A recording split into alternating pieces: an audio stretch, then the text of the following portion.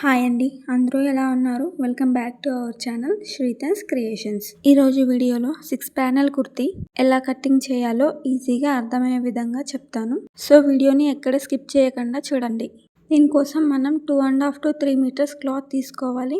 దాన్ని 4 ఫోల్డ్స్ వేసుకొని full length mark చేసుకోవాలి. ఇక్కడ నాకు వచ్చింది 39 ఇంచెస్. దానికి ఒక 1 ఇంచ్ యాడ్ చేశాను పైన కింద ఖర్చుల కోసం. సో 40 ఇంచెస్ మార్క్ చేశాను. సో ఇక్కడ 4 ఇంచెస్ పైన షోల్డర్ దగ్గర మార్క్ చేసుకొని కింద డౌన్కి మళ్ళీ 17 ఇంచెస్ దగ్గర మళ్ళీ ఒక మార్క్ చేసుకోవాలి. ఈ 17 ఇంచెస్ దగ్గర కూడా మళ్ళీ 4 ఇంచెస్ అనేది లోపలికి పెట్టుకోవాలి. వీడియోలో చూస్తున్నట్టు ఇలా మార్క్ చేసుకున్న తర్వాత ఆ రెండు మార్కింగ్స్ అనేది కలిసేలా ఒక స్ట్రెయిట్ లైన్ అనేది డ్రా చేసుకోవాలి. ఈ 16 ప్యానెల్ కుర్తీ అనేది చాలా ఈజీ. కొత్తగా నేర్చుకునే వాళ్ళు కూడా ఈజీగా కట్ చేసుకొని స్టిచ్ చేసుకోవచ్చు. ఇప్పుడు కింద మనం ఇందాక లెంత్ మార్క్ చేసుకున్నాం కదా, అక్కడ క్లాత్ ఎంత ఉందో దానికి హాఫ్ చేసుకోవాలి. మిడిల్లోకి ఒక మార్క్ ఇచ్చేసుకొని మళ్ళీ పైన 17 దగ్గరికి కలుపుకోవాలి. లైన్ అనేది క్లియర్గా వీడియోలో కనిపిస్తుంది కదా, అట్లా స్కేల్తో లైన్ డ్రా చేసుకోవాలి. ఇలా డ్రా చేసుకోవడం కంప్లీట్ అయిన తర్వాత మనం ఫ్యాబ్రిక్ని కట్ చేసుకోవాలి. వీడియోస్ మీకు నచ్చినట్టయితే చిన్న లైక్ ఇవ్వండి, అలాగే సబ్స్క్రైబ్ కూడా చేయండి. సో ఇలా మొత్తం అంతా ఫ్యాబ్రిక్ని కట్ చేసుకోవాలి. ఇప్పుడు ఇక్కడ చూడండి, మీరు ఫ్యాబ్రిక్ని రివర్స్ చేసుకోవాలి. అంటే పైది కిందికి వచ్చేలా, కింద ఫ్యాబ్రిక్ పైకి వెళ్ళేలా చేయాలి. ఇప్పుడు ఇలా చేసిన తర్వాత అటున్న ఫోల్డింగ్స్ని ఇటు తిప్పుకోవాలి. రైట్ సైడ్ ఆ స్ట్రైట్గా ఉండేటి అనేది ఇటు సైడ్ రావాలి. అర్థమైందని అనుకుంటున్నాను. అయితే ఇందాక మనం షోల్డర్ దగ్గర 4 ఇంచెస్ తీసుకున్నాం కదా, ఖర్చులతో కలిపి తీసుకున్నాం. అంటే హాఫ్ ఇంచ్ ఖర్చు కలిపి తీసుకున్నాం. అదే హాఫ్ ఇంచ్ని ఇక్కడ ఒకసారి మార్క్ చేసుకొని ఆ ఫ్యాబ్రిక్ని హాఫ్ ఇంచ్ మందం పెట్టుకుంటూ వెళ్ళాలి. ఇలా పెట్టుకున్న తర్వాత కదలకుండా గుండు పిన్నిస్లు అనేది పెట్టుకోవాలి. 3-4 ప్లేసెస్ దగ్గర అట్లా సెక్యూర్ చేసుకొని పెట్టుకుంటే ఫ్యాబ్రిక్ అనేది అటు ఇటు జరగకుండా ఉంటుంది.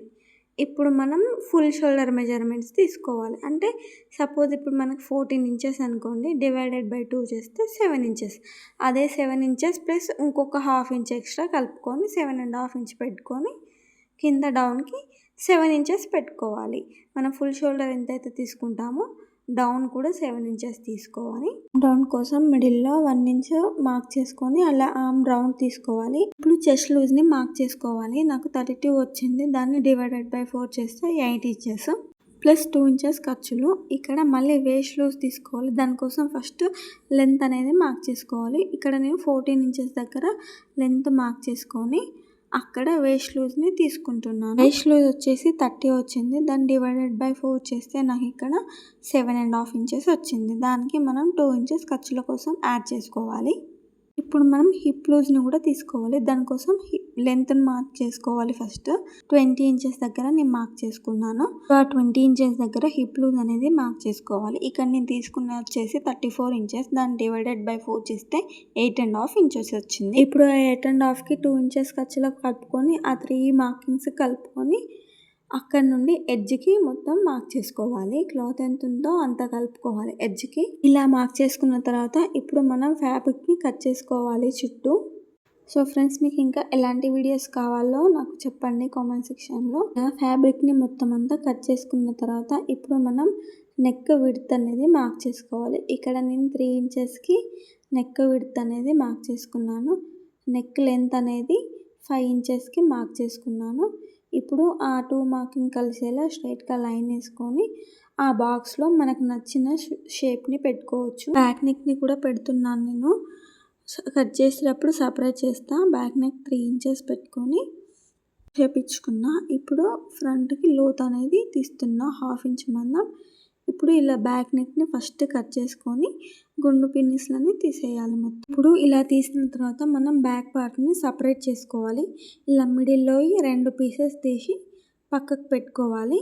ఇప్పుడు ఫ్రంట్ పార్ట్లోని లోత్ అనేది కట్ చేసుకోవాలి. ఇలా కట్ చేసుకోవడం కంప్లీట్ అయ్యాక ఈ మిడిల్ పీస్లో కూడా బ్యాక్ పార్ట్ని సపరేట్ చేసేసుకొని ఫ్రంట్ నెక్ని కట్ చేసుకోవాలి. ఫ్రంట్ అండ్ బ్యాక్ పార్ట్స్ అయిపోయాయి. ఇప్పుడు మనం హ్యాండ్స్ని కట్ చేసుకోవాలి. దానికోసం మనం బ్యాక్ పార్ట్లోని ఆర్మ్ రౌండ్ని చెక్ చేసుకోవాలి. లాస్ట్ వీడియోలో మీకు చూపించా కదా హ్యాండ్స్ కటింగ్లో. తీసుకున్న క్లాత్ని 4 ఫోల్డ్స్ వేసుకొని మన లెంత్ అనేది చూసుకోవాలి. ఇక్కడ నేను 16 ఇంచెస్ తీసుకున్నాను. ఆర్మ్ రౌండ్ చెక్ చేసుకున్నాం కదా, నాకు 9 ఇంచెస్ వచ్చింది.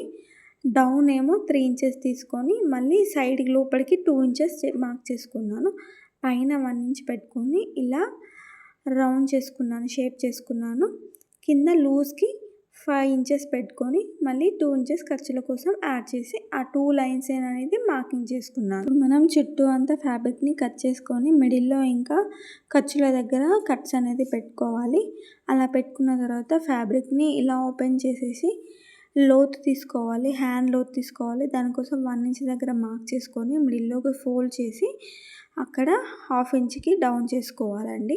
అంతే, ఇది మీకు హ్యాండ్ కటింగ్ లాస్ట్ వీడియోలో చూపించాను. వన్స్ చూడండి ఇన్ కేస్ అర్థం కాకపోతే. అంతే అండి, 6 ప్యానెల్ కుర్తీ కటింగ్ అనేది కంప్లీట్ అయింది. వీడియోని 1కి 2 సార్లు చూస్తే మీకు కూడా చాలా ఈజీగా అర్థమైపోతుంది. Thank you. Take care.